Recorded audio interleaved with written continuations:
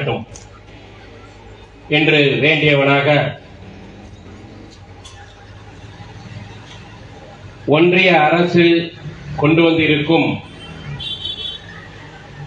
மக்கள் விரோத சட்டமான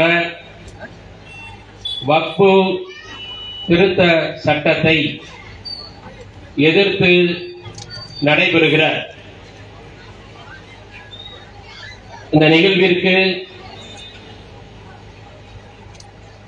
தலைமை பொறுப்பேற்றிருக்கும் மாவட்ட தலைவர் மரியாதைக்குரிய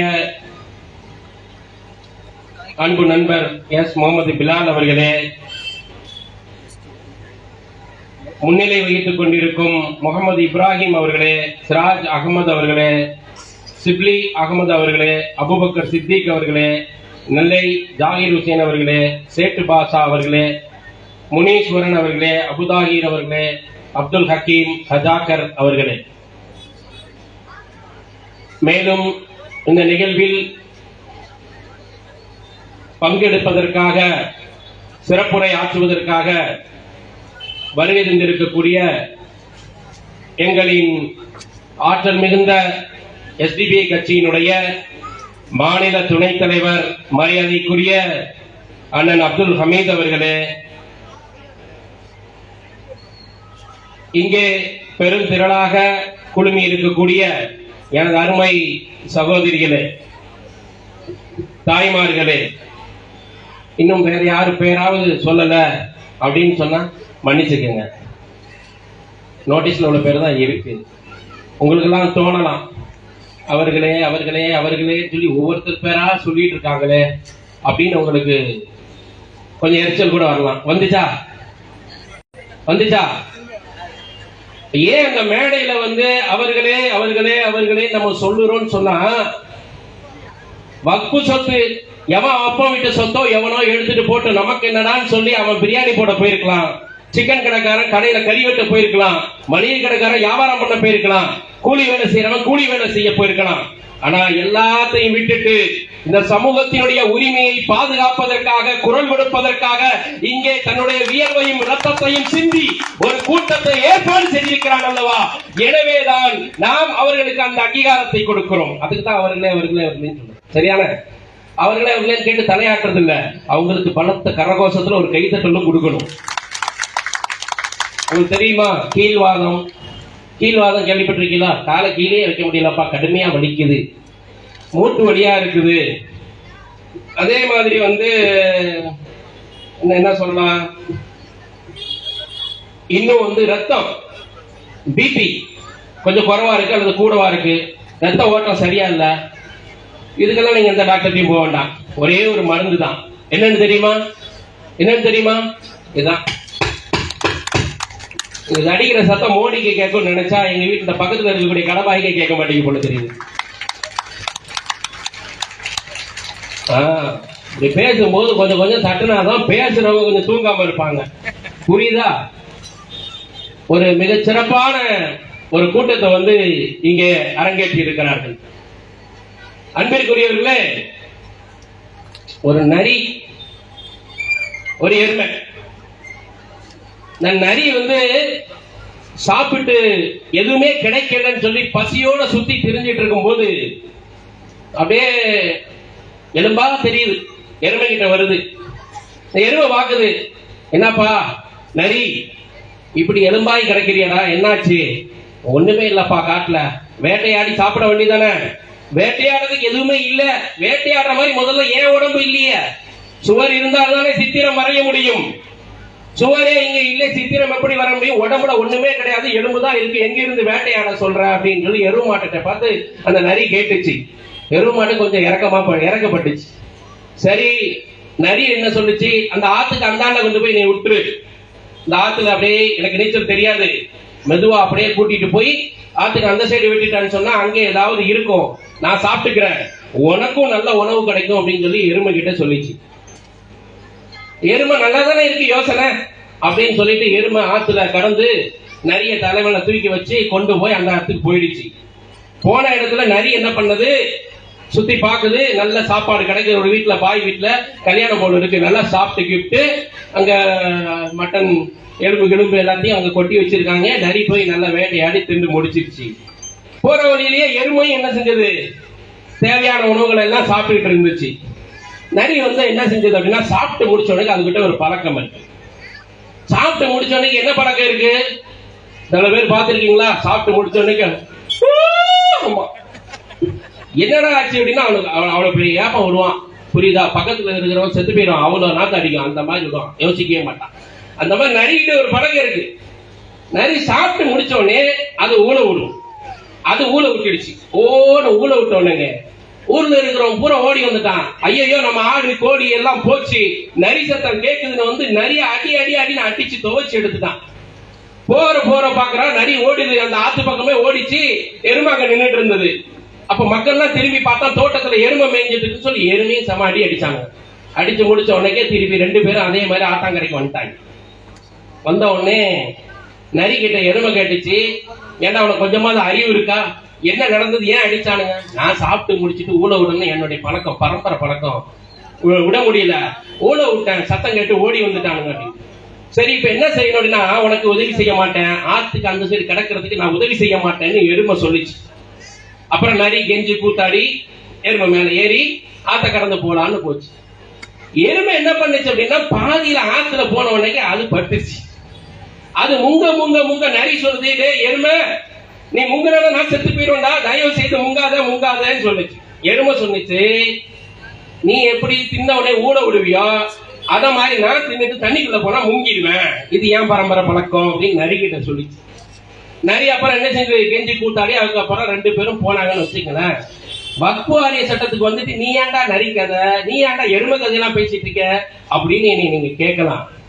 ஏன் இந்த நரி கதை எருமை கதைன்னா, எப்படி அந்த நரிக்கும் எருமைக்கும் தங்களுடைய பரம்பரை குணங்களை விட்டு கொடுக்க முடியாது என்று சொன்னதோ அந்த நரியும் எருமையும், அதே போன்றுதான் இந்த பாசிஸ்டுகளும் அவர்களுடைய பரம்பரை அடுத்தவனை அடித்து வீழ்த்துவது. எனவே அந்த பரம்பரை குணத்தை அவர்கள் விடுவதற்கு தயாராக இல்லை. ஆனால் அவர்களை விடுமுறைக்கும் அவர்களை விடுவதாகவும் தயாராகவில்லை social democratic party of India.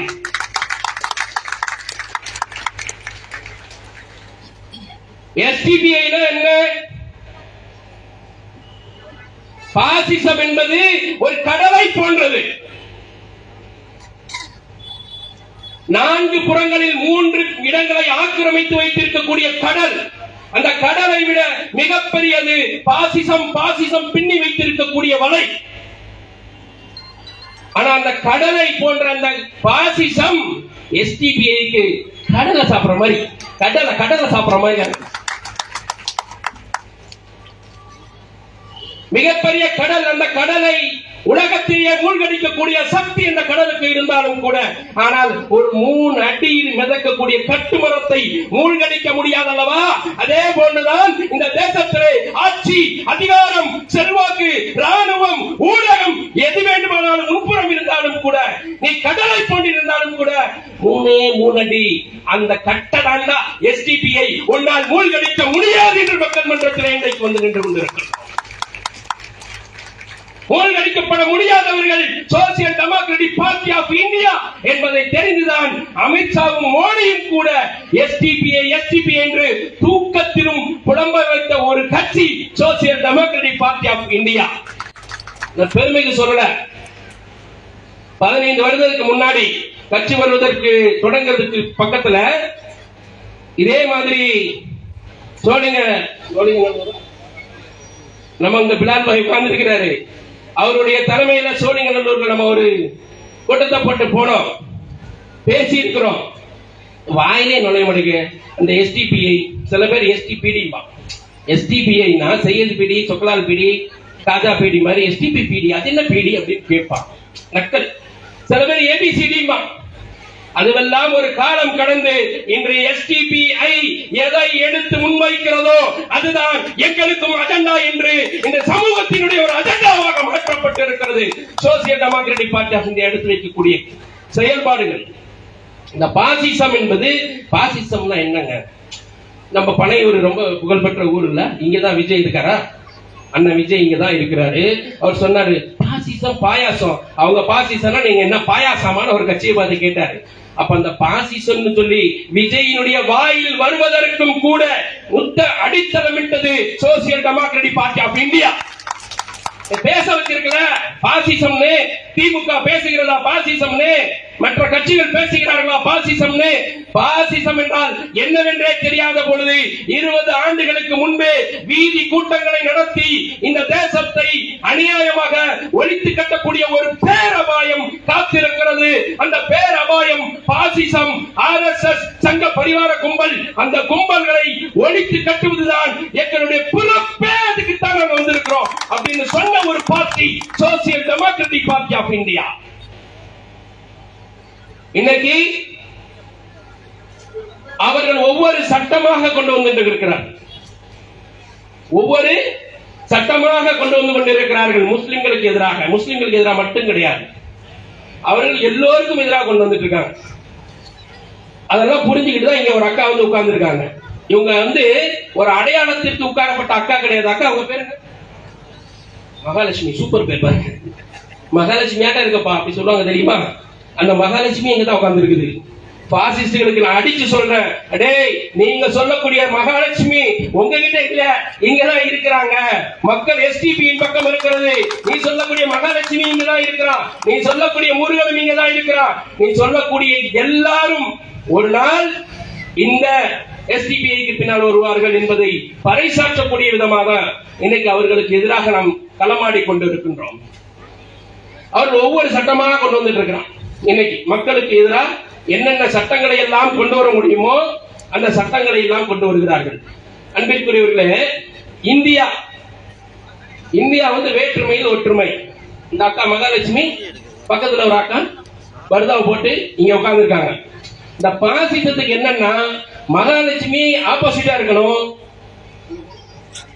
சர்மிளாக்கா ஆப்போசிட்டா இருக்கணும், ரெண்டு பேரும் எதிர் புதிரமா இருக்கணும், ரெண்டு பேரும் கை கொடுக்கிறது பிடிக்காதவனுக்கு. முனீஸ்வரனும் உசேனும் ஒன்னா தோல் மேல தோல் போடக்கூடாது, அவன் ரெண்டு பேரும் அடிச்சுக்கிட்டு சாகணும். இதுதான் பாசிசம். பாசிசம் என்பது ரொம்ப சுருக்கமா சொல்ல போனா மக்களுக்கு எதிராக கொண்டு வரக்கூடிய சட்டம், மக்களுக்கு எதிராக நடக்கக்கூடிய அடக்குமுறைகள். இந்த அடக்குமுறைகளை எதிர்த்து யார் கேள்வி கேட்கிறானோ அப்படி கேள்வி கேட்கிறவன பாசிசம் என்ன செய்யும் அப்படின்னா சட்டங்களின் மூலமாக அடக்குவார்கள். நிறைய பேர் நினைச்சிட்டு இருந்தாங்க திராவிட முன்னேற்ற கழகம்னா நம்ம 20 வருஷத்துக்கு முன்னாடி கத்திக்கிட்டு இருந்தோம், அடே பிஜேபி காரனுக்கும் ஆர்எஸ்எஸ் காரனுக்கும் டார்கெட் முஸ்லிம்கள் இல்லடா, நீங்க தான் டார்கெட் அப்படின்னு சொல்லிக்கிட்டே இருந்தோம். அது விளங்கல, பகுத்தறிவுல கொஞ்சம் ஃபாஸ்டா வேலை செய்யல, பகுத்தறிவுல. இப்போ இங்க அண்ணாமலை இருக்காருல்ல, நம்ம அண்ணன் அண்ணாமலை சவால் விடுறாரு. என்ன சொல்றாரு? அண்ணாமலை உதயநிதியை பார்த்து கேள்வி கேட்கிறார். என்ன உங்களால முடியுமா? வாடா போடான்றாங்க. இந்த வடிவேலு படத்துல தான் நான் பார்த்திருக்கேன், ஏய் நானும் ரவுடிதான் வாடா வாடான்னு. அதே மாதிரி அண்ணாமலை சொல்றாரு, இவரு கட்சிக்கு மாநில தலைவர். இந்த மாநில தலைவர் அண்ணாமலை என்ன சொல்கிறாரு? சவால் விடுறாரு, கெட் அவுட் மோடி அப்படின்னு நீ சொல்லி இருந்த அப்படின்னா கெட் அவுட் ஸ்டாலின் சொல்லுவேன், கெட் அவுட் உதயநிதினு சொல்லுவேன், போட்டு பார்த்துருமா, நீ வரியா, நேருக்கு போடுமாடா அப்படின்னு கேட்கிறார் அண்ணாமலை. உதயநிதி என்ன குறைஞ்சவரா? துணை முதல்வர், சிட்டிங் முதல்வருடைய மகன். நமக்கே இவ்வளவு கொழுப்பு இருக்கும், அவருக்கு எவ்வளவு கொழுப்பு இருக்கும்? அவரு உடனே சொல்றாரு, சிட்டிங் முதல்வருடைய மகன் அண்ணா சாலை பக்கம் வந்து பாருங்க, புரியுதா? அண்ணா சாலை பக்கம் வந்து பாருங்கிறாரு. அவர் அடுத்து அடிக்க விடுறாரு அண்ணாமலை, ஏய் சும்மா அண்ணா சாலை சொன்னா எப்படிடா? அண்ணா சாலையில எந்த இடத்துல எத்தனை மணிக்கு எங்க வரணும் சொல்லு, நான் சிங்கிளா பாறேன் அப்படின்னு. உன் பக்கம் தான் ஒத்தனும் கிடையாது, எங்களுக்கு தெரியுமே. உன் பக்கத்துல எவன் இருக்கான்? நீ சிங்கிளா தான் போகணும், சிங்கிளா வருவேன்னு ஒரு சவால். நான் என்ன சொல்ல வரேன், ரெண்டு தலைவர்கள் ஆனா 400 ரவுடின்னு சொல்லி பேசக்கூடிய ஒரு அரசியலை முன்னெடுத்து வைத்திருக்கிறார்கள். இன்னைக்கு பேச வேண்டியது உதயநிதி, பேச வேண்டியது அண்ணாமலைக்கு சவால் விட வேண்டிய அவசியம் உதயநிதிக்கு என்ன வந்து விட்டது? உதயநிதி கேட்க வேண்டிய கேள்வி, தமிழ்நாட்டிலே மாணவர்களுடைய கல்விக்கு நிதி தர மறுக்கிறது மத்திய அரசு, ஒன்றிய அரசு. உண்மையில் இந்த ஒன்றிய அரசு இங்க இருக்கக்கூடிய மகாலட்சுமி அக்காவுடைய பையனும் பிள்ளைகளும் இந்த அரசு பள்ளிக்கூடத்துல தான் படிக்கிறார். அண்ணாமலை என்ன செஞ்சிருக்கணும்? யாருக்கு சவால் விட்டுருக்கணும்? மோடிக்கு சவால் விட்டுருக்கணும். ஐயா பிரதமர் மோடி, உன்னை பத்தி தான் ஊர் ஊரா போய் பேசிட்டு இருக்கிறேன், எங்க அக்கா பிள்ளைக்கு ஸ்கூலுக்கு பணம் தரலன்னு சொன்னா எனக்கு எப்படா ஓட்டு போடுவாங்கன்னு சொல்லி நீ கேள்வி கேட்க வேண்டியது யாரை பார்த்து கேட்டிருக்க வேண்டும்? அண்ணாமலை மோடியை பார்த்து கேட்டிருக்கணுமா இல்லையா? உதயநிதி ஸ்டாலின் யாருக்கு சவால் விட்டு இருக்கணும்? இதெல்லாம் மடைமாற்றம் பண்ணிட்டு நானூறு நீ வாடா, நானூறு நீ வாடா, ரெண்டு பேரும் சண்டை போட்டுட்டு இருக்காங்க. யாருக்கு என்ன லாபம்? நான் சொல்லுகிறேன், அண்ணாமலைக்கு பார்த்து நான் கேட்கிறேன், social democratic party of India கேட்கிறது. நீ அவ்வளவு பெரிய ஆளு தானே, உலக தலைவர் மோடின்ற உலக தலைவர் மோடி உங்க ஐயா அங்க போய் உட்கார்ந்து இருந்தாரு ட்ரம்புக்கு முன்னாடி. மோடி ட்ரம்புக்கு முன்னாடி உட்கார்ந்து இருந்தாரு. உட்கார்ந்து இருக்கும் பொழுது இந்தியாவை சார்ந்த குடிமக்களை 100க்கும் மேற்பட்டவர்களை கைகளிலே விலங்கிட்டு கால்களிலே விலங்கிட்டு ராணுவ விமானத்துல எந்த வசதியும் இருக்காது. 40 மணி நேரம், ஒரு நாள் 2 நாள், 1 மணி நேரம் 2 மணி நேரம் கிடையாது, 40 மணி நேரம் ராணுவ விமானத்துல குழந்தைகள், பெண்கள், ஆண்கள் 40 மணி நேரத்துல கையையும் காலையும் கட்டி போட்டா எப்படா சாப்பிடுவான்? எப்படி ஒண்ணுக்கு இருப்பான்? சிறுநீர் கழிக்க முடியுமா? அவனுடைய உபாதைகளை கழிக்க முடியுமா? காலையும் கையையும் கட்டி போட்டு ஒரு குப்பை, ஒரு செத்து போன ஆடு மாடுகளை போன்று, குப்பை கூடங்களை போன்று இந்த தேசத்தினுடைய குடிமக்களை அடித்து இழுத்து வந்து கொட்டிவிட்டு போயிருக்கிறார் அப்பன் மோடி. அவர் துணிவில் இருந்தால் அந்த ட்ரம்பினுடைய தாடியை பிடித்து கேட்க முடியுமா? உனக்கு கேட்டியா? அங்க கேட்க வேண்டிய கேள்வி, ட்ரம்புட கேட்க வேண்டிய கேள்விய கேட்கல. கேள்வி எங்க கேட்கிறாரு? இங்க சட்டை போட்டுட்டு இருக்காங்க. உலக தலைவர் மோடியை நீ கெட்டவக்குன்னு சொல்லுவியாங்க. அந்த ட்ரம்ப் என்ன பண்ணா தெரியுமா? தாடியை பிடிச்சி கேட்க முடியாதுமா, பின்னாடி அதான் சொல்றேன். மோடி ட்ரம்ப்ட்டு தான் தாடியே இல்லையா, எப்படி தாடியை பிடிச்சி மோடி கேட்பாருன்னு நமக்கு ஒரு பதில் மீட்டிங் போட்டாலும் போடுவானுங்க. புரியுதா? அன்னைக்கு இந்த ட்ரம்ப் 3 மாநிலம் வந்தான், 3 நாட்டுக்காரன் வந்து 4 நாட்டுக்காரன் போறாங்க. 4 நாட்டினுடைய அதிபர்களையும் 4 பேர்ல ஒருத்தர் மோடி.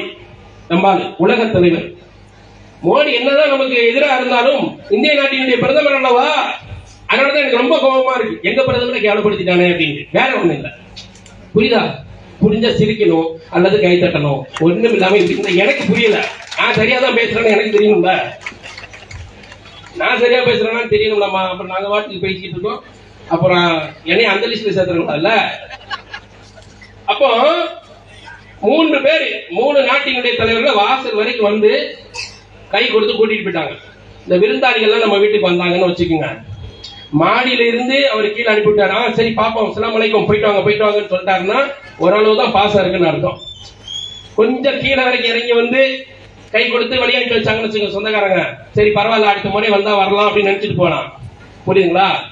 நல்லா கீழே வரைக்கும் வந்து பஸ் ஸ்டாண்ட் வரைக்கும் வந்து பஸ் ஏற்றி விட்டு மாமி போயிட்டு வா, மச்சி போயிட்டு வா, அக்கா போயிட்டு வா அப்படின்னு சொல்லி அனுப்புனாருன்னா பையப்பிள்ளைக்கு ரொம்ப பாசம் இருக்குன்னு அர்த்தம். மேலே இருந்து கை காட்டணும்னு அர்த்தம், அடுத்த வராதுன்னு அர்த்தம். அடுத்த தடவை போனா பாத்துக்கோங்க, எப்படி கூப்பிடுறாங்கன்னு பாருங்க, எப்படி அனுப்புறாங்கன்னு பாருங்க. அதை பொறுத்து உங்க உறவுலாம் நல்ல பிணைப்பா இருக்கட்டும். புரியுதுங்களா? அப்போ ட்ரம்ப் வந்து மற்ற நாட்டினுடைய அதிபர்களை அழைக்கும் பொழுது வாசல் வரைக்கும் வந்து கூட்டிட்டு போறாப்ல, கையை பிடிச்சி வாசல் வரைக்கும் வந்து கூட்டிட்டு போயிட்டு நம்பாடு போகும்போது அவன் ஏற்கனவே தெரிஞ்சு வச்சிருக்கான் மோடிக்கு கல்யாணம் முடியும்னு, ஒரு பணிப்பெண் அனுப்பிச்சிட்டான். நான் தப்பா சொல்லல யாரையும், புரியுதுங்களா? அந்த அம்மா வந்து கூட்டிட்டு போகுது மோடியை. இதுதான் இந்திய நாட்டுக்கு, இந்தியாவுக்கு, இந்தியாவினுடைய பிரதமருக்கு கொடுக்கக்கூடிய, உலக நாடுகளுடைய தலைவர்கள் கொடுக்கக்கூடிய மரியாதை. என் தேசம் இது, என் தேசத்தினுடைய தலைவன் ஒருவன், பிரதமர் ஒருவன் வருகிறார் என்று சொன்னால் அவனுக்கு கொடுக்க வேண்டிய மரியாதை கூட உலகம் கொடுக்கவில்லை என்று சொன்னால் அந்த அளவிற்கு இந்த நாட்டை கீழே தள்ளியவன் உன்னுடைய உலக தலைவன் மோடிடா. ராஜீவ் காந்தி போயிட்டு வரும் பொழுது அவருக்கு கொடை பிடிச்சிட்டே வந்தானா இல்லையா? அந்த நாட்டினுடைய பிரதமர் காரியத்தை விட்டானா இல்லையா? ஆள் வரும்பொழுது உள்ள உட்காந்துட்டு வந்தாவா போடான்னு சொல்லக்கூடிய அளவிற்கு இந்த நாட்டினுடைய இறையாண்மை சீரழித்து விட்டுட்டு அண்ணா சாலைக்கு நான் வரட்டான்னு சவால் விடுறேன். போனியான்னு கேட்டேன்.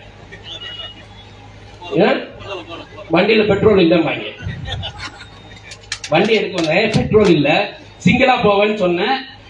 எனக்கு கார் ஓட்டினா டிரைவர் வந்தா 2 பேர் ஆயிரும் இல்லையா, அதனால கார் ஓட்டத்தை யோசிச்சுட்டு இருந்தேன். டிரைவர் கூட்டிட்டு போனா நான் சிங்கிளா வரேன்னு சொன்னதுக்கு டபுள் ஆயிரம், போய் சேர முடியாது அப்படின்னு நினைக்கிறாங்க போல தெரியும்.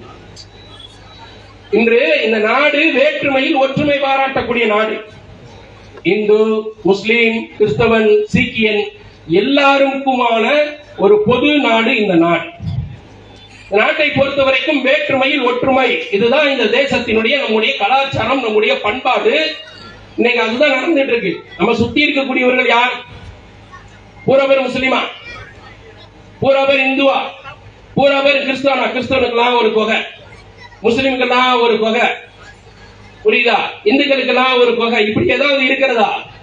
எல்லோரும் வேற்றுமையில் ஒற்றுமை பாராட்டக்கூடிய இந்த நாட்டில எப்பொழுது பார்த்தாலும் இவர்கள் இந்த நாட்டில் ஏதாவது ஒரு வன்முறையை, ஏதாவது ஒரு கலவரத்தை, ஏதாவது ஒரு செய்தியை இவர்கள் செய்து கொண்டே இருப்பார்கள் அடிக்கடி.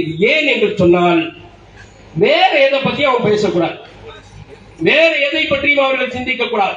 இன்னைக்கு தமிழகத்திலே மிகப்பெரிய டாபிக்காக இருக்க வேண்டியது என்னது?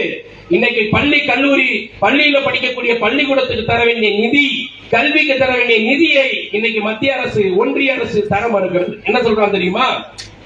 உனக்கு தர முடியாது, நீ மும்மொழி கொள்கை ஒன்றை ஏற்றுக்கொள்ள வேண்டும். அந்த மும்மொழி கொள்கையை ஏற்றுக்கொண்டால்தான் உனக்கு கல்விக்கான நிதியை தர முடியும். நீ நிதி தராம பிடிங்க வச்சிருக்கான். நம்ம கிட்ட இருந்து ஜிஎஸ்டி சொல்லி வரி முழுவதையும் அவர்கள் எடுத்து சென்று கொண்ட பிறகு நான் அவனுக்கு கை கட்டி நிக்க வேண்டி இருக்கு, மத்திய அரசுக்கு, ஒன்றிய அரசுக்கு. ஏன் இன்னைக்கு என்ன ஏஆர்பி ஸ்டோர், அந்த ஏஆர்பி ஸ்டோர்ல மளிகை கடையில, அந்த பெட்டி கடையில விற்கிற அந்த பொட்டலம் தொங்குது பாருங்க, அப்பள பொரி, அதை வாங்கி நம்ம புள்ள திண்டா கூட அதுக்கு கூட நீங்க பைசா வரி கட்டுறீங்க மோடிக்கு, பாசிச கவர்மெண்ட்டுக்கு. இப்படி நம்மகிட்ட இருந்து புடுங்கி கொண்டு போகின்ற அந்த வரியை மீண்டும் இந்த தேசத்திற்கு, இந்த நாட்டிற்கு, இந்த மாநிலத்திற்கு அவர்கள் கொடுக்க மறுக்கிறார்கள். நான் உனக்கு நிதி தர வேண்டும் என்று சொன்னால், என்னுடைய ஷூக்களை நீங்கள் நக்க வேண்டும் என்று சொன்னால், அதற்கு ஒருபோதும் இந்த தேசமும் தமிழர்களும் தயாராக இருக்க மாட்டார்கள். இங்கே ஒரு புரட்சி விடுத்திருக்க வேண்டும், இன்றைக்கு ஆர்ப்பாட்டங்கள் நடந்திருக்க வேண்டும், இன்னைக்கு பாஜகவின் அலுவலகத்திற்கு முன்னால் அணிதிரண்டு இருக்க வேண்டும். இன்னைக்கு பாஜக கோடி கட்டிட்டு போறதுக்கு பயத்து இருக்கணும். அந்த அளவிற்கு செய்ய வேண்டிய ஆட்சி அதிகாரத்தில் இருக்க வேண்டிய அரசு எப்படி பம்மிக் கொண்டு இருக்கிறது? அதை பத்தி ஏதாவது பேசணும்னா, அதை பத்தி ஏதாவது தெரியுமா? வெறும் முஸ்லிம்களுக்கு விரோதமானது பாஜக அப்படின்னு நினைச்சிட்டு இருக்காங்க. முஸ்லிம்களுக்கு விரோதம் இல்ல. வேளாண் திருத்த சட்டம் கொண்டு வந்தான், அதிலே பாதிக்கப்பட்டவர்கள் எத்தனை லட்சக்கணக்கான இந்துக்கள், விவசாயிகள், எத்தனை மக்கள் அதிலே செத்து மடிந்தார்கள். எத்தனை ஆண்டுகளுக்கான போராட்டம், அந்த வேளாண் விவசாயிகளுக்கான போராட்டம். இன்னைக்கு பரந்தூரிலே ஒரு சட்டம், ஒரு திட்டம் கொண்டு வருகிறான், மக்களுக்கு எதிரான திட்டம். அதில் என்ன பாதிக்கப்படக்கூடியவர்கள் முஸ்லிம்களா? இல்லை. இது சொல்லக்கூடிய எல்லா திட்டங்களும் மக்கள் விரோத திட்டங்கள். இதை முதல்ல புரிந்து கொள்ள வேண்டும். அதுல ஒரு படி அதிகமா அடிக்கிறது முஸ்லிம்கள். புரியுதுங்களா? ஒரு படி அதிகமா அடிக்கிறது முஸ்லிம்களை எப்பவும். அப்படிதான் இன்னைக்கு என்ன செஞ்சிருக்கிறோம் அப்படின்னா, இந்த வக்ஃபு சட்டத்தை கொண்டு வந்தோம். இதுக்கு முன்னாடி சிஏஏ, என்ஆர்சி, முத்தலாக் தடை சட்டம், இப்படி எல்லா திட்டங்களையும் முஸ்லிம்களுக்கு மேல போட்டுக்கிட்டே இருந்தான். சிறுபான்மை முஸ்லிம்கள், சிறுபான்மை முஸ்லிம்கள், சிறுபான்மை முஸ்லிம்கள். அத இப்ப அதுக்கு பிறகு இப்ப வக்ஃபு சொத்து, வக்ஃபு சொத்துக்களை சூறையாடணும். நல்லா புரிந்து கொள்ளுங்கள். சுதீஷ் மின்னி, சுதீஷ் மின்னி அப்படின்னு ஒருத்தர்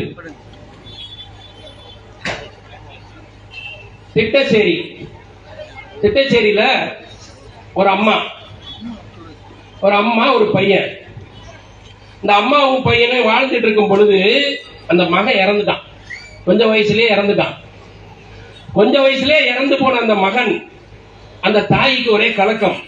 தாய் உயிரோடு இருக்கும் பொழுது மகன் இறந்துட்டானா எப்படி இருக்கும்? அது ஒரு தாய்க்கு மட்டும்தான் தெரியும் அந்த வேதனை, இல்லையா? நம்ம கூட பள்ளிக்கூடத்துல படிச்சிருக்கிறோம். சின்ன வயசுல நம்ம பள்ளிக்கூடத்துல படிக்கும் போது ஒரு பாடம் வரும், புத்தர் பத்தி ஒரு பாடம் வரும்.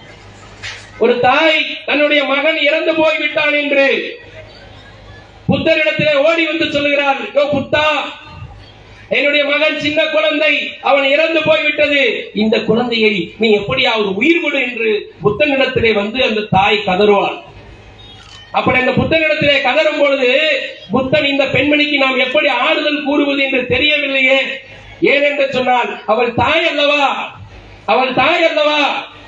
அவள் தானே எல்லா விதமான காரியங்களையும் அந்த பிள்ளைகளுக்காக செய்திருப்பாள். இந்த பிள்ளைகளுக்காக தானே வாழ்ந்திருப்பாள். அப்படிப்பட்ட தாயிடத்திலே நான் என்ன ஆறுதல் கூற முடியும் என்று புத்தர் எண்ணிக்கொண்டு அந்த பெண்மணிக்கு புரிய வேண்டும், அந்த தாய்க்கு புரிய வேண்டும் என்று ஒரு செய்தியை சொல்லுவான் புத்தன். நீ இறப்பே நிகழாத வீடு, இறப்பு யாருமே செத்திருக்க கூடாது, அந்த வீட்டுல போய் ஒரு படி கடுகு வேண்டுவா, ஒரு படி கடுகை கொண்டு வந்து என் இடத்துல கொடுத்துட்டேன்னு சொன்னா நான் அந்த குழந்தைய உயிர் கொண்டு வர செய்வேன்னு சொல்லுவான். அந்த தாய் ஓடி போவா, ஒவ்வொரு வீடா போவா, ஒரு வீட்லயா போய் கேட்பா. அப்துல் காதர் பாய் வீட்டை கதவை தட்டி ஒரு படி கடுகு கொடுங்க, ஆனா உங்க வீட்டுல யாருமே இறந்திருக்க கூடாது. அப்படி யாருமே எங்க வீட்டுல இல்ல, தாத்தா செத்து போயிட்டாரு, அம்மா செத்து போயிட்டா, அக்கா செத்து போயிட்டா. ஓடி போய் ஒவ்வொரு வீட்லயா கதவை தட்டுது அந்த தாய். அதற்கு பிறகு அவர் மீண்டும் வருகிறார் புத்தனிடத்திலே. எந்த வீட்டிலும் இறப்பு நிகழாத வீடே இல்லை அப்படின்னு சொல்றார். ஒரு தாயினுடைய ஆதங்கத்தை அதில் விளக்குவார்கள். அப்படி அதே போன்று ஒரு உண்மை சம்பவம், ஒரு தாய் தன்னுடைய மகனை இழந்து விட்டதன் காரணத்தினால், அவருடைய ஆற்றாமையினால், அவளின் மீது கொண்டிருக்கக்கூடிய பாசத்தினுடைய விளைவினால் என்ன செய்வது என்று தவித்த பொழுது அவருடைய சொந்த இடம் ஒரு இடம் இருக்கு, அவளுக்கான இடம் ஒரு இடம் இருக்கு, வீடு. அந்த வீட்டுக்கு முன்னாடி அந்த மகனை சின்னதா சிலை வடித்து வைக்கிறார், தன்னுடைய பிள்ளையின் நினைவாக பார்த்துக் கொள்ளலாம் என்று. அப்பொழுது அங்கே ஒருவன் வருகிறான், அந்த தாயை பார்க்கிறான், அவளுடைய நிலையை பார்க்கிறான்.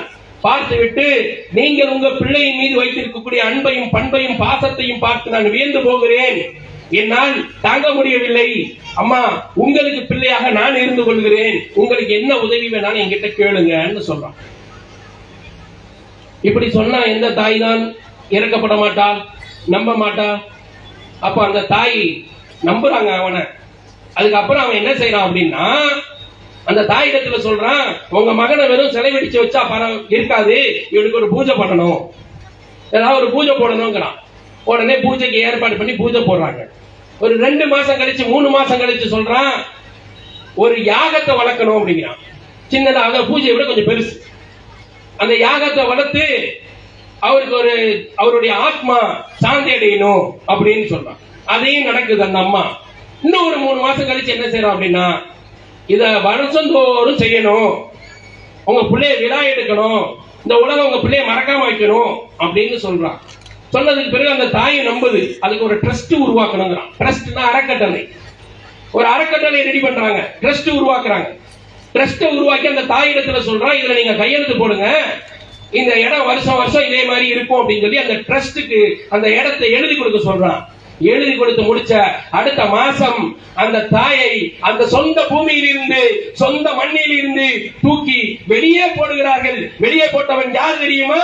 அந்த மாவட்டத்தினுடைய தலைவனாக இருக்கக்கூடிய RSS தலைவர். இதை நான் சொல்லவில்லை, RSS ஆட்கள், பாஜகவுடைய ஆட்கள். அந்த சமூகத்தை சார்ந்த தாய் அவனிடத்துல இடத்தை ஏமாத்தி எழுதி அந்த தாயை தூக்கி வெளியே வீசிட்டான். இதை யார் சொல்லுகிறார் என்று சொன்னால், சுதீஷ் மின்னி என்று சொல்லக்கூடியவர் சொல்லுகிறார். 25 வருஷம் RSSல ஊறி போனான். எப்படி? அப்போ கற்பனை பண்ணி பாருங்க, 1 ஏக்கர் இடம் கூட இல்ல, ஒரு கிரவுண்ட் இடம். அதையே அவன் அந்த சமூகத்தை சார்ந்த மக்களிடையே ஏமாத்தி இடத்தை எழுதி வாங்கியிருக்கான்னா, அப்படி சொல்லலாம்ல. 1,20,000 கோடி சொத்து உங்களுக்கு உங்க அப்பா மாதிரி தாத்தா மாதிரி எழுதி வச்சுட்டு போனா உங்கள்ட்ட புடுங்க அவங்க வேடிக்கை பார்த்துட்டு இருக்கோம்னு சொல்லி கொண்டு வந்திருக்க சட்டம் தான் வக்ஃபு சட்டம். என்ன ஒண்ணுக்கு அமைதியாகணும். ஒரு கிரவுண்டே நான் விட்டு வைக்க மாட்டேன். நீ 1.5 லட்சம் கோடி 2 லட்சம் கோடிக்கு சொத்தை நீங்க வச்சிருந்தீங்கன்னு சொன்னா உங்ககிட்ட இருந்து புடுங்க அவன் நாங்க வேடிக்கை பார்த்துக்கிட்டு இருப்போமா அப்படின்னு சொல்லி உங்ககிட்ட புடுங்கிறதுக்கு ஒரு சட்டத்தை கொண்டு வந்திருக்கிறாங்க. அதுதான் இந்த வக்ஃபு வாரிய புதிய சட்ட திருத்தம். அதுக்கு பேர் என்ன தெரியுமா வச்சிருக்கிறான்? மேம்பாடு பண்றேன், மேம்பாடு பண்ற.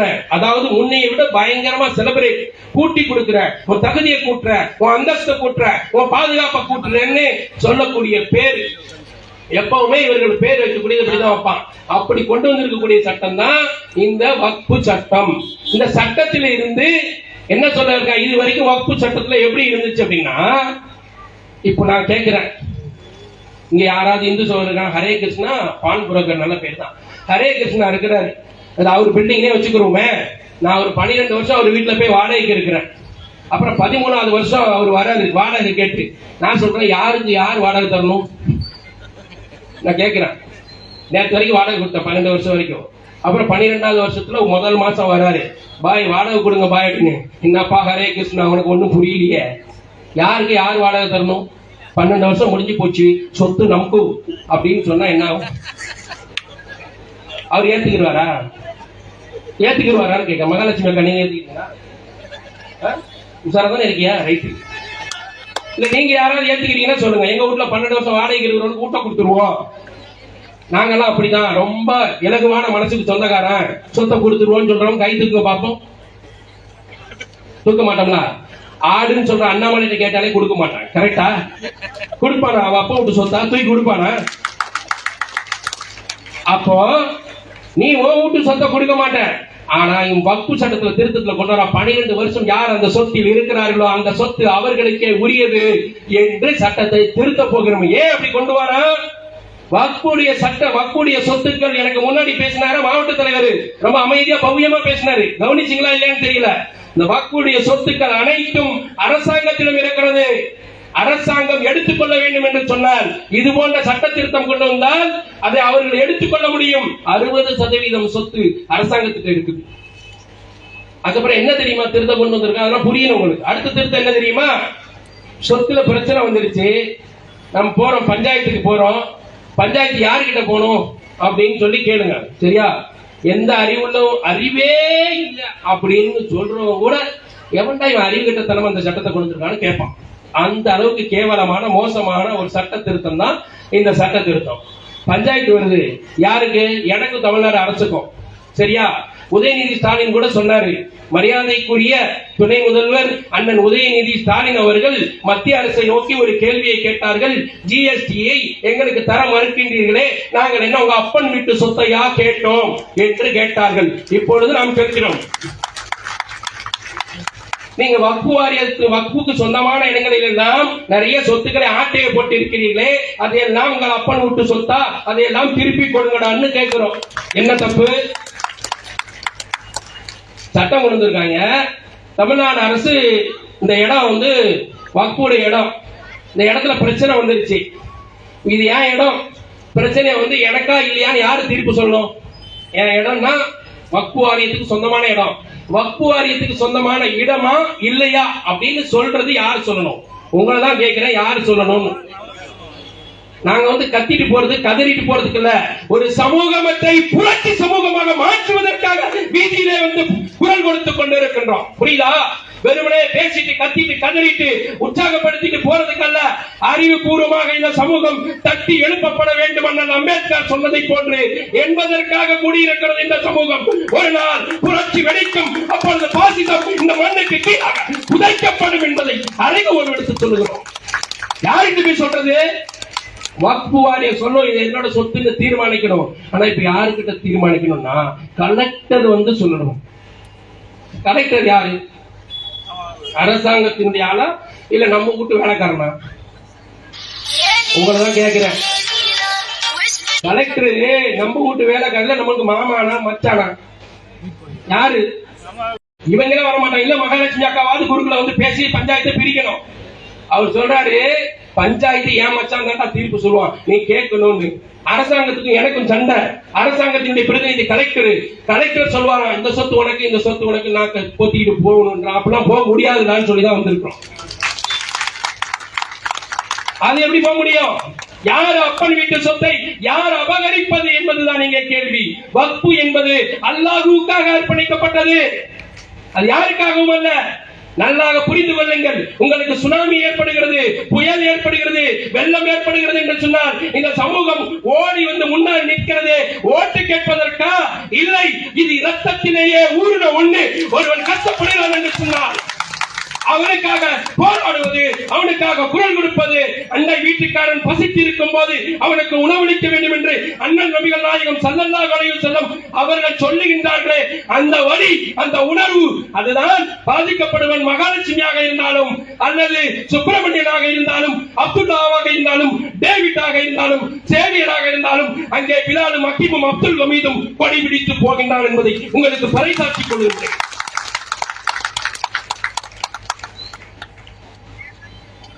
1,50,000 கோடி ரூபாய்க்கு சொத்தை கொடுத்திருக்காங்க அப்படின்னா எவ்வளவு பெரிய மனசு இருக்கணும். அந்த சொத்து எனக்கு எதுவும் தராது, அந்த சொத்தை அனுபவித்துக் கொள்ளலாம். அந்த சொத்திலிருந்து கிடைக்கக்கூடிய நிதிகளை இந்த சமூகத்திற்கு, ஏழைகளுக்கு பங்கிட்டு கொடுக்கலாம். இந்த ஏழைகளுக்கு கொடுக்கலாம். அன்னைக்கு இந்த பாய்மார்கள் மட்டும்தான் இந்த சொத்தை வச்சிருக்காங்க நினைக்காதீங்க. பாய்மார்கள்ட்ட இல்ல, அவ்வளவு வக்பு சொத்தும் வேறாள்கள்கிட்ட தான் இருக்கு. கணக்கெடுத்தா அவ்வளவும் வேறாள்கள்கிட்ட தான் இருக்கு. இன்னைக்கு வக்புல நடக்கக்கூடிய கல்லூரிகளில் இந்து சகோதரிகளும் இந்து மாணவர்களும் கல்வி கற்றுக் கொண்டிருக்கிறார்கள். இன்னைக்கு வக்பினுடைய இடத்திலே நடக்கக்கூடிய மருத்துவமனைகளிலே இந்துக்கள் கிறிஸ்தவர்கள் எந்த பாகுபாடும் கிடையாது. அவர்களும் அங்கே மருத்துவ சிகிச்சை செய்யப்படுகிறார்கள். இன்னைக்கு வக்பு செய்யப்பட்ட இடங்கள் அரசினுடைய இடங்களாக இருக்கிறது, பஸ் ஸ்டாண்டுகளாக இருக்கிறது. அந்த பஸ் ஸ்டாண்டுல பாய் மட்டும் போகல, பாய் அம்மா மட்டும் போகல, அந்த இந்த அம்மாவும் போறா, கிறிஸ்தவ அம்மாவும் போறா, சீக்கிய அம்மாவும் போறா, இருக்கிற எல்லா அம்மாவும் அங்க போறாங்க.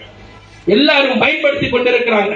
ஆனால் அந்த சொத்தை அரசாங்கம், அரசு எடுத்துக்கொள்ள வேண்டும் என்று துடிக்கிறது.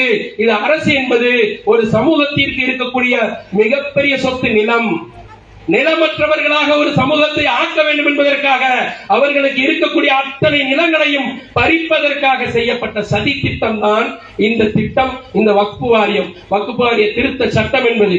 எனவே அதை நாம் கடுமையாக எதிர்க்கிறோம். அடுத்து என்ன தெரியுமா திருத்தம்?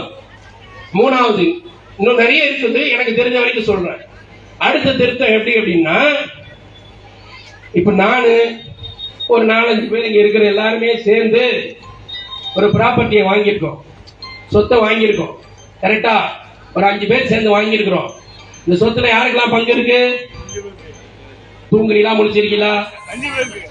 5 பேருக்கு கணக்கு தெரியுமா தெரியாதா? 5 பேர் போய் சொத்து வாங்கியிருக்கிறோம். அதுல யாருக்கெல்லாம் உரிமை இருக்கு? விஜய் சொன்ன மாதிரி சொன்னோம், கேட்கல, சத்தம் பத்தல. 5 பேருக்கு. இப்போ வக்புல உள்ள சொத்தை பூரா நிர்வகிக்கிறதுக்கு சம்பந்தமே இல்ல. எங்க அப்பாக்கே பிறக்கல ஒருத்தன், அவன் வந்து நானும் புள்ளதான் சொல்லி உள்ள வந்தான்னா ஏத்துக்க முடியுமா? ஏத்துக்க முடியுமா? ஒத்துக்கிறியா? இந்த வக்பு சொத்து முஸ்லிம்களுக்கு அர்ப்பணிக்கப்பட்ட, அந்த சிறுபான்மை சமூகத்துக்கு அர்ப்பணிக்கப்பட்ட அந்த சொத்தை அதை நிர்வகிப்பதற்கு நாங்கள் வேறு சமூகத்தில் இருந்து 2 நபர்களை உள்ளே கொடுப்போம் அப்படின்னு சொல்றான். அதை ஏத்துக்க முடியாதுன்னு சொல்லலாம். ஒண்ணு சொல்லட்டா, இப்போ மோடி ஒரு விஷயம் சொன்னார். எப்ப தெரியுமா? அவருக்கு மறந்துருக்கும், ஏன்னா நிறைய போய் சொல்றாருல, அவருக்கு தெரியாது, ஞாபகம் வராது. இல்ல அண்ணாமலைக்காவது தெரியுமான்னு சொன்னா, அவன் 20,000 புக்கு படிக்கிறான் 1 மாசத்துல 2 மாசத்துல. சத்தியமா சான்ஸ் இல்ல, அவருக்கு மனசுல நிக்காது. அண்ணாமலைக்கு நம்ம ஞாபகப்படுத்துறோம். உங்க ஐயா மோடி உலக தலைவர் வரும்பொழுது என்ன சொன்னார் தெரியுமா? அன்னைக்கு சத்தியமா நான் சொல்லக்கூடிய ஒரு செய்தி, நிஜமான செய்தி. நேத்து ஒருத்தர நண்பரை பார்த்தேன். அந்த நண்பர்கிட்ட கேட்ட, விஜய் சரவணன் அவர் பேரு. அவர் சொன்னாரு, ரொம்ப வெள்ளந்தியா இருக்காரு, 41 வயசு ஆகி போச்சு. அப்போ அவர் என்ன சொன்னாரு, இந்த மாட்டுக்கறி இறைச்சி சாப்பிட்டா கொஞ்சம் சுமல் அடிக்கும்ல, உங்ககிட்டயே ஒரு சுமல் அடிக்கின்றாரு என்கிட்ட. நான் சொன்னேன், அத்தர் போட்டிருக்கேன்டா, அந்த சுமலே உனக்கு மாட்டுக்கறி சுமல் மாதிரி இருக்கா? மாட்டுக்கறி திங்காததுக்கு எப்படியா அந்த சுமல் அடிக்கும்? அப்படி ஜாலியா கேட்டுட்டே இருந்தேன். பேசிட்டே இருக்கும்போது சொன்னாரு, இப்படித்தான் நிறைய குழப்பி வச்சிருக்காங்க, 15 லட்சம் தரேன்னு சொன்னார்ல சார். இது நான் சொல்றது சத்தியமா அவருக்கு இந்த சொன்ன வார்த்தை சொல்றேன். அந்த 15 லட்சம் தரேன்னு சொன்னப்போ உண்மையிலேயே நான் நம்பிட்டேன். இஎம்ஐலாம் கொஞ்சம் கடன் வாங்கி மோடி தந்தா கட்டிடலாம்னு சொல்லி நினைச்சிட்டேன் சார் அப்படின்னா. ஆனா பாவி, நேற்று முந்தா நாள் நடந்த உரையாடல் இது. நான் நினைச்சேன் இதெல்லாம் காமெடிக்கு, நகைச்சுவைக்கு, சும்மா பொய்யா மேடையில் அடிச்சு விடுவாங்க. நம்ம அப்படி நம்ம நிஜமாவே சொல்றதுக்கு ஒரு வாய்ப்பை கொடுத்திருக்கான் இந்த ஆளு. சரி, ஏன் இந்த அளவுக்கு நீ நம்புவ அப்படின்னு சொல்லி கேட்டா, அப்படியே வரிசையா ஒன்னொன்னா சொல்றாரு. இல்ல சார், அப்பதான் இந்த செய்தியை சொன்னாரு, அதைத்தான் நான் அண்ணாமலைக்கு சொல்றேன். இல்ல சார், டாலர் வந்து அமெரிக்காக்காரனா நம்ம நாட்டை பார்த்து வருவாங்கன்னு சொன்னாரு சார் அவரு. அமெரிக்காக்காரன் இங்க வருவான்னு சொன்னாரு. அந்த அளவுக்கு மாறிட்டு நானும் மாறின்னு நினைச்சேன். கடைசி 41 வயசு ஆச்சு, எனக்கு பொண்ணுதான் இன்னும் கிடைக்கல. சரியா? டாலர் வந்து இங்க ₹1 நம்ம ரூபான்னா அங்க ஒரு 50 ரூபா 100 ரூபா, அவன் ரூபா 1 ரூபாய்க்கு நீங்க கொடுத்தாதான் நம்ம 100 ரூபா. எவ்வளவு கரெக்டா எவ்வளவு தெரியுமா? 80 ரூபா. நம்ம ரூபா 80 ரூபாய் கொண்டு போய் கொடுத்தா அவன் 1 ரூபா போடுவான் அந்த புடின்னு. புரியுதா? அவன் இங்க வரணும்னா என்ன இருக்கணும்? நம்ம ரூபா 1 ரூபாய் கொண்டு போய் அவனாட்டுல கொடுத்தா அவன் 80 ரூபா கொடுக்கணும் அவனுக்கு. அப்பதான் அங்க இருந்து வரும். எதுக்கு நம்ம பையில ஊரு சவுதி அங்க இங்கே போய் கிடக்கான். இங்க போனா அங்க வந்து அதிகமா சம்பளம் தருவான், வாங்கி இங்க அனுப்புவான். இங்க 10,000 20,000 தான் கிடைக்கும், அதை தாண்டி எடுக்க முடியாது. அப்ப அங்க வேல்யூ ஜாஸ்தி, அதனால அங்க போறான். இந்த மோடி எவ்வளவு பெரிய பொய் அடிச்சிருக்காரு, தைரியமான ஆளியா உண்மையிலேயே. அமெரிக்காரனை வந்து இந்தியாவுக்கு கொண்டு வருவேன், அதையும் 4 பேர் நம்பியிருக்கான் பாருங்க. அப்பதான் புரிஞ்சது, அப்பதான் புரியுது இந்தியால இவன் ஏன் ஆட்சிக்கு வரா. இப்படிப்பட்ட ஆள்லாம் இருந்தா நாம வராம வேண்டி இருப்பான். அப்ப நம்ம மேல போட்டு நிறைய பேச வேண்டியிருக்கு, மக்கள் மத்தியில விழிப்புணர்வு ஏற்படுத்த வேண்டியிருக்கு அப்படின்னு. இந்த டாலருக்கு நான் ஒரு திட்டம் சொல்றேன் மோடிக்கு. நான் சொல்ற திட்டம் அண்ணாமலைக்கு சொல்றேன். அண்ணாமலை சொல்லுகின்றார், அறநிலையத்துறையில் இருந்து கோயில்களை எல்லாம் தனியார் மயப்படுத்தி அதானி இடத்திலும் அம்பானி இடத்திலும் தூக்கி கொடுக்க வேண்டும் என்று சொல்கிறார். ஓ எனது அருமை இந்து சமூகமே, நான் சொல்லுகிறேன், நீங்கள் இந்த கோயில்கள் வைத்திருக்கக்கூடிய தங்கம் இருக்குல்ல, அந்த தங்கத்தை இந்தியாவுடைய ரிசர்வ் பேங்க்ல கொண்டு போய் சேர்த்தோம் சொன்னா டாலர் மதிப்பும் இந்தியாவுடைய ரூபாய் மதிப்பும் ஒரே சேர வந்துவிடும். நீ கொடுப்பதற்கு தயாராக இருக்கிறியா என்று கேட்கிறேன். வக்ஃபு சொத்தை எடுக்கிறது 2வது இருக்கட்டும், கோயில்ல இருக்கக்கூடிய தங்கத்தை பூரா கொண்டு போய் கொடு. யாருடைய சொத்து? எங்க பாய் பூரா வெளிநாட்டுக்காரண்டா, பாகிஸ்தான்காரண்டா, இல்ல பங்களாதேஷ்காரண்டா. இந்தியாவில் இருக்கக்கூடிய மீதி 90 கோடி பேரு, மீதி 100 கோடி பேரு என்னுடைய தொப்புள் கொடி உறவுகள் எல்லாம் இந்துக்கள் தானே. 50% மக்கள் வறுமையிலும் பசியிலும் பட்டினியும் செத்துக்கிட்டு இருக்காங்க தானே. எல் முருகன், உன்னுடைய சமூகத்தை சார்ந்தவர்கள் சேரிகளில, சென்னையிலும் கூட சேரிகளில சோத்துக்கு வழி இல்லாமல் வாழ்ந்து கொண்டிருக்கிறார்கள் தானே. அப்ப அந்த இந்துக்களுடைய சொத்து, இந்துக்களுடைய தங்கத்தை கொண்டு போய் ரிசர்வ் பேங்க்ல கொடுடா. இந்தியாவில் இருக்கக்கூடிய 100 கோடி என்னுடைய இந்து சொந்தங்களும் ஜெகஜோதியா ஒரு பிரைட்டான, ஒரு வெளிச்சமான வாழ்க்கைக்கு வருவான்னு நான் சொல்றேன். செய்யறதுக்கு தயாரா இருக்கிறியா? உண்மையிலேயே நீ இந்து மக்களுக்கான ஆட்சி நடத்துகிறேன்னு சொன்னா பாய் பூரா விட்டு. பாய்க்கு சொந்தமா நிக்க தெரியும். பாய்க்கு எவனுடைய ஆதரவும் தேவை கிடையாது. யாருடைய தயவிலையும் இந்த சமூகம், இந்த சிறுபான்மை சமூகம் நின்று கொண்டிருக்க வேண்டிய அவசியம் இல்லை. அவனுக்கு அவனை தற்காத்துக் கொள்ள முடியும் என்பதை நான் பறைசாற்றிக் கொள்ள விரும்புகிறேன். யாரும் கொடி பிடிச்சிட்டு வர வேண்டாம். சிறுபான்மை பாதுகாவலர்கள் நாங்க, நீ காத்து கிழிச்சது போதும். புரியுதா? உங்களால காப்பாற்ற முடியாது. இதுல வேற சிறுபான்மை பாதுகாவலர்கள், சிறுபான்மை எவன்டா சிறுபான்மை?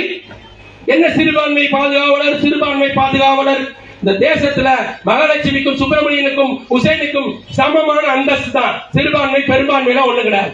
இப்போ பாசிசம் சிறுபான்மை சிறுபான்மை என்று ஏமாற்றிக் கொண்டிருக்கிறது அல்லவா? இந்த சிறுபான்மை மக்களை மட்டுமல்ல, பெரும்பான்மை இந்துக்களையும் எங்களுக்கு பின்னால் அணிதரல் வைக்க முடியும் என்பதுதான் இங்கே கோட்டை வைத்துக் கொண்டு இங்கே ஒரு சகோதரி எங்களோடு அமர்ந்து இருக்கிறார் என்பதற்கு சாட்சி சொல்லிக் கொள்ள விரும்புகிறேன். இப்படி ஏமாற்றிக் கொண்டிருக்கக்கூடிய இந்த நிகழ்வில் இருந்து இதே மாதிரி அவன் சொல்றான், வக்ஃபு சொத்துல பங்கு கொடுங்க, 2 பேர் வருவாங்க. அதெல்லாம் யாரு வருவார்கள், யாரு தீர்ப்பளிப்பார்கள்? இப்படி ஒவ்வொரு சரத்தா கொண்டு வந்துட்டு வக்ஃபுல இருக்கக்கூடிய கவுன்சில், அந்த கவுன்சில் இருக்கக்கூடியவர்கள் ஒரு குறிப்பிட்ட நபர்கள் இஸ்லாமியர்களாக இருக்க வேண்டும். அதுல இவர்கள் தான் இருக்க வேண்டும் இருக்கு. அவர்கள் எல்லாம் தேவையில்லை. நாங்க யாரை நினைக்கிறோமோ அவர்கள் தான் வருவார்கள், அவர்களை தான் கொண்டு வந்து வைக்க முடியும் என்று நிறைய ஒரு சரத்து, ஒரு சட்டமாக இன்னைக்கு அவர்கள் மாற்றி மாற்றி மாற்றி மாற்றி அந்த வக்ஃபு வாரியத்தினுடைய சொத்துக்களை கொள்ளையிடுவதற்கு, இந்த சமூகத்தினுடைய நிலமற்றவர்களாக மாற்றுவதற்கு. ஏன் உனக்கு கல்வி கிடையாது? இருக்கிறவர்களுக்கு கல்வி வாய்ப்பு மறுக்கப்பட்டு விட்டது.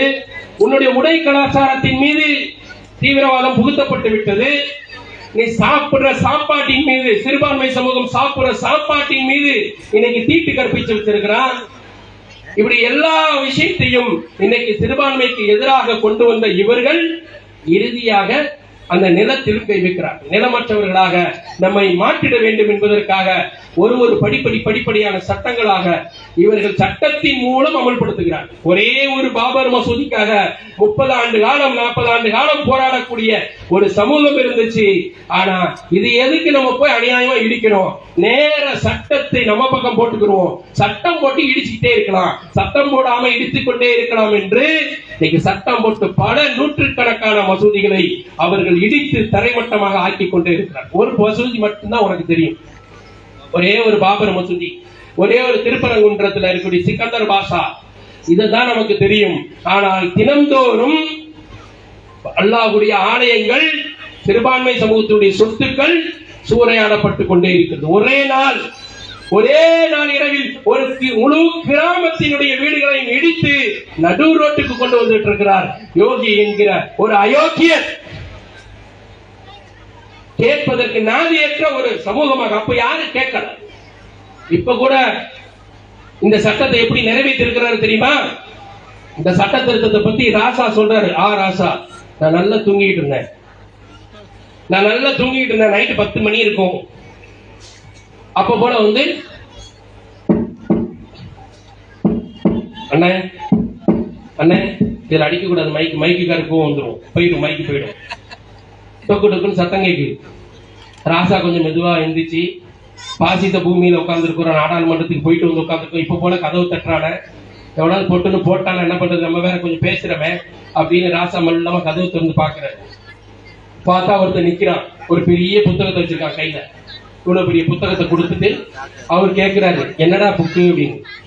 நாடாளுமன்ற கூட்டுக்குழுக்கு அனுப்ப போறேன்னு சொன்னாங்க பாத்தீங்களா, நாடாளுமன்ற கூட்டுக்குழுக்கு அனுப்ப போறோம் அப்படின்னு சொன்ன உடனே நம்ம பையனை எப்ப பார்த்தாலும் ஒரு சந்தோஷம், கோர்ட்ல போய் பாத்துக்கலாம். நாடாளுமன்ற கூட்டுக்குழுக்கு போயிடுச்சுல, ஸ்டாலின் இருக்காருல்ல, சட்டமன்றத்தில் இருக்குல்ல, தமிழ்நாட்டுல ஒண்ணும் கொடுக்க முடியாது, தமிழ்நாட்டுல ஒண்ணும் கிடைக்க முடியாது, இப்படி பேசிக்கிட்டே இருப்பாங்க. அதே மாதிரி நாடாளுமன்ற கூட்டுக்குழுவினுடைய பிரதிநிதி தான் அண்ணா ராசா, அவர்கிட்ட கொண்டு போய் கொடுக்கிறான். ஒரு 650 பக்கம் என்னன்னு கேட்கிறார். இந்த நாடாளுமன்ற கூட்டுக்குழுல தீர்மானம் நிறைவேற்றி இருக்கிறோம், நாளைக்கு காலையில அதை படிச்சுட்டு வந்து சொல்லுங்க. புரியுதா?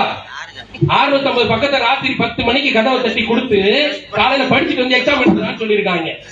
நம்ம பள்ளிக்கூடத்து பிள்ளைகள் பாருங்க, என் புள்ள 12th படிக்குது, அந்த புள்ள ஒரு 230 புக்கை வச்சுக்கிட்டு ஒரு வருஷமா படிச்சுட்டு அத்தா மண்டையிலே ஏற மாட்டேங்குதா, என்னென்னமோ எழுதி வச்சிருக்கானோலத்தா, எப்படியெல்லாம் எங்களை போட்டு பாடாப்படுத்திட்ட படிக்க சொல்லி அப்படின்னு அந்த புள்ள சொல்லுது. ஆனா ராசாட்டா 650 பக்கத்தை அடுத்த ராத்திரியில கொடுத்து காலையில வந்து சொல்லுடானா என்ன போய் சொல்லுவாரு?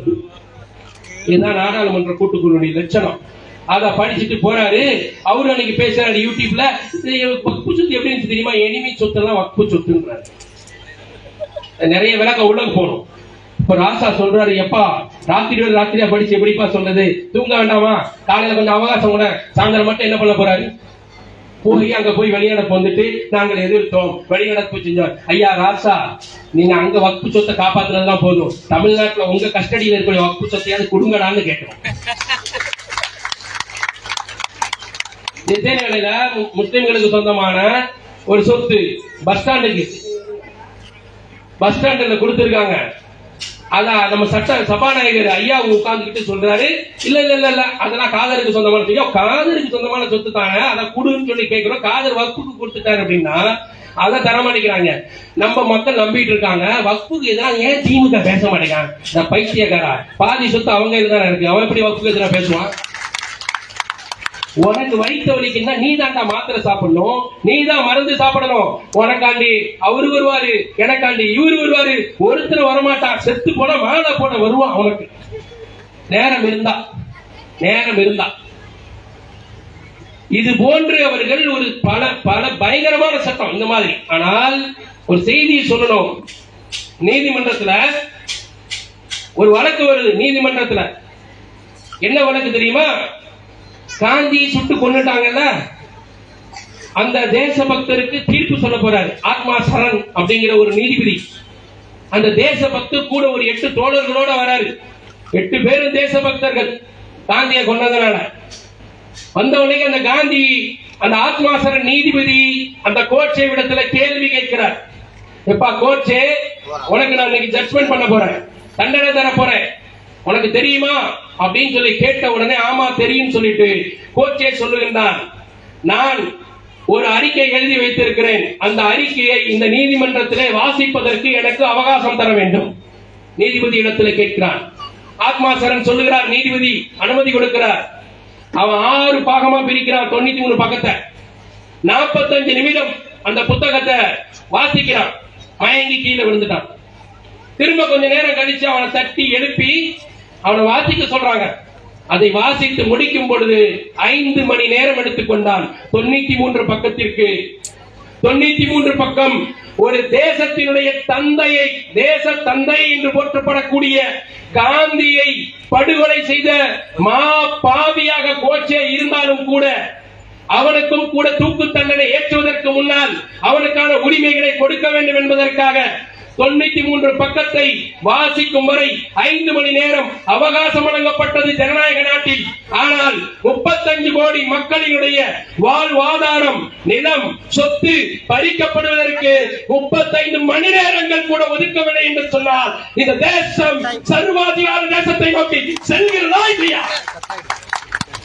காந்தியை கொண்டவனுக்கு 5 மணி நேரம் அவகாசம் கொடுத்திருக்கா இந்த நாட்டில்.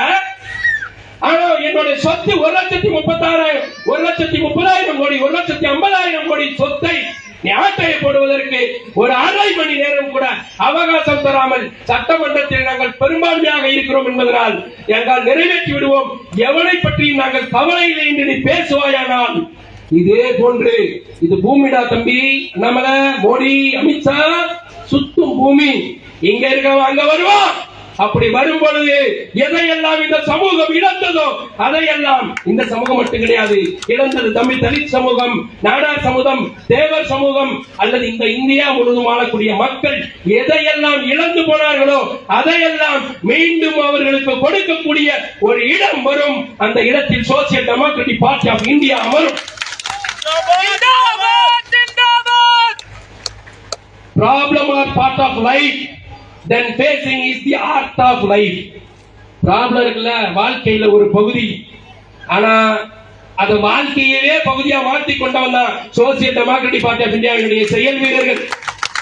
நீ யாரை வேண்டுமானாலும் என்ன செய்யலாம், மிரட்டி விடலாம், எதிர்த்து விடலாம்.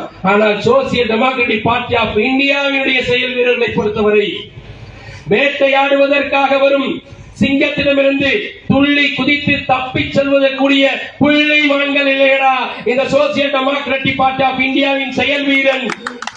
போர்க்களத்தில் புழுதியை கிளப்பிக் கொண்டு பறக்கும் குதிரையினுடைய கால்களை விட வேகமாக பாசிசத்தை நிறுத்திக் கொண்டிருக்கிறோம் என்பதை உனக்கு பறைசாற்றி இந்த அருமையான நிகழ்ச்சியை ஏற்பாடு செய்தவர்களுக்கும் எனக்கு அதில் பேச வாய்ப்பளித்த எனது அருமை நண்பர் பிலால் அவர்களுக்கும் இந்த நிர்வாகிகளுக்கும் மாவட்ட நிர்வாகிகள் அனைவர்களுக்கும் இது அருமையா பொறுமையா இருந்து கேட்ட அனைத்து மக்களுக்கும் நன்றி கூறி விடைபெறுகிறேன். நன்றி.